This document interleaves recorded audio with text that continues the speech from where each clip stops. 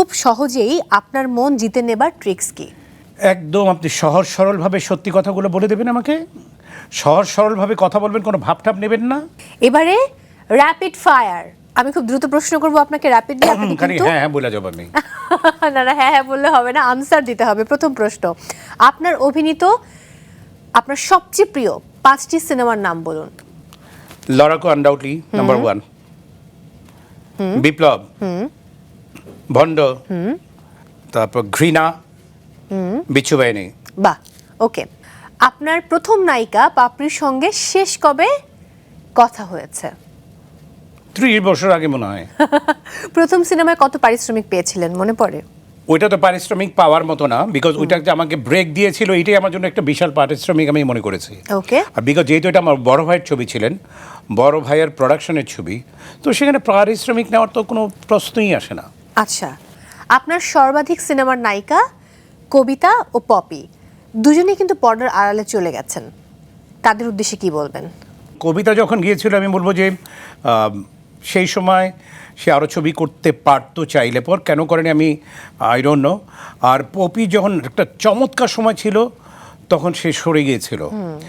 এটা আমার অজানাই রয়ে গেছে কেন তারা সরে গিয়েছিলেন, বিকজ আমি মনে করি স্পেশাল আমি বলবো কবিতার চেয়েও পপির সম্ভাবনা ছিল, সম্ভাবনা অনেক বেশি ছিল। সম্ভাবনা বলে ভুল হবে যে সে সম্ভাবনা বলবো না, সে তো এমনিতে একটা ভালো অবস্থানে ছিল, সে আরো অনেক বছর সেখানে টিকে থাকতে পারতো। একদম একদম একদম। অ্যাকশন হিরো হিসেবে আপনার আইডল কে? জ্যাকি চ্যান। জ্যাকি চ্যান, আমার এটাই মনে হচ্ছিল আপনি আনসারটাই দিবেন। এই সময়ের কোন নায়কের মধ্যে আপনি অপার সম্ভাবনা দেখতে পান? আমি একজনের নাম আমি বলতে চাই, বিকজ আমি আপাতমস্তক তাকে আমার একজন হিরো মনে হয়, সেটা হচ্ছে আরিফিন শুভ। আর একটা ছেলে আছে রোশন, তাকে দেখলে মনে হয় ইয়েস হিরো, দাঁড়ালে পর ইয়েস হিরো। কি অন্যদের সবার প্রতি আমি সম্মান রেখে বলছি, তারা প্রত্যেকেই ভালো। এই সময়ের কোন নায়িকার বিপরীতে আপনাকে খুব ভালো মানাবে?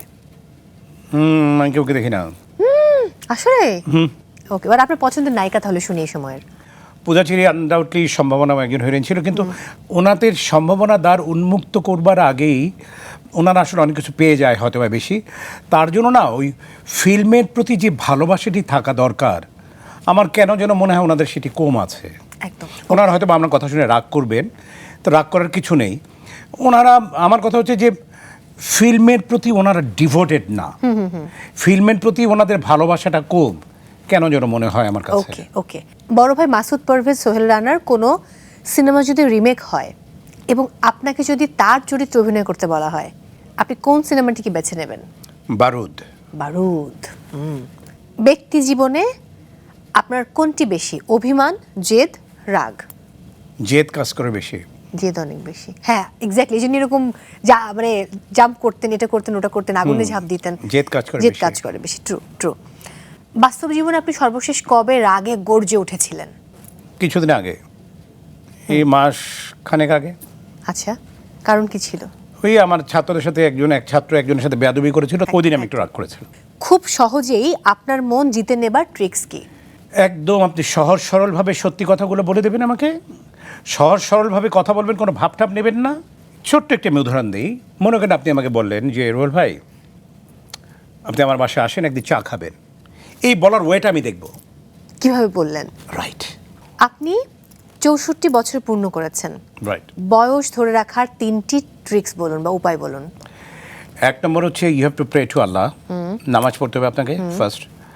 ঘুমানটাকে একটু টাইমলি করা, খাওয়া দাওয়া এবং ঘুমটাকে টাইমলি করা। You have to avoid alcohol.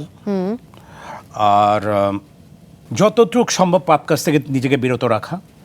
এই কিছু কিছু জিনিস যদি না করেন, আল্লাহ তাআলা আপনাকে সুস্থ সুন্দর রেখে দেবে। একটি সুপার পাওয়ার পেলে কি করবেন?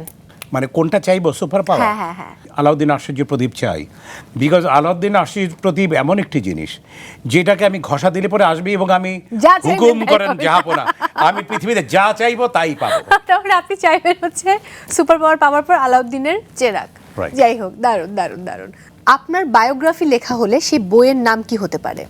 অপ্রিয় কথার সত্যি যদি আমি দেখাতে পারতাম বা ইন্টারভিউয়ে পড়ি, আমি যখন খাতা নিয়ে স্কুলে যেতাম বা কলেজে যেতাম, আমার ওখানে লেখাতে Rubel the great. Oh wow, নাম পেয়ে গেছি আমি। না, আমার একটা বলছেন, কিন্তু তখন আমি লিখতাম আল্লাহ তাআলা আমাকে কি বানিয়েছে এটা আমি গ্রেট না। অনেকের ভালোবাসায় শিখতো আমি রুবেল, যারা আমার ভিউয়ার্স এবং যারা ভিউয়ার্স না, আমি বিশ্বাস করি তারা আমাকে ভালোবাসেন এবং তাদের প্রত্যেকের প্রতি আমি চাইবো আমার জন্য সবাই দোয়া করবেন। আমি গ্রেট হিসাবে আমার থাকার দরকার নেই, আমি সবসময় চাই একজন ভালো মানুষ হিসাবে থাকতে। ওকে, দ্যাটস ইট।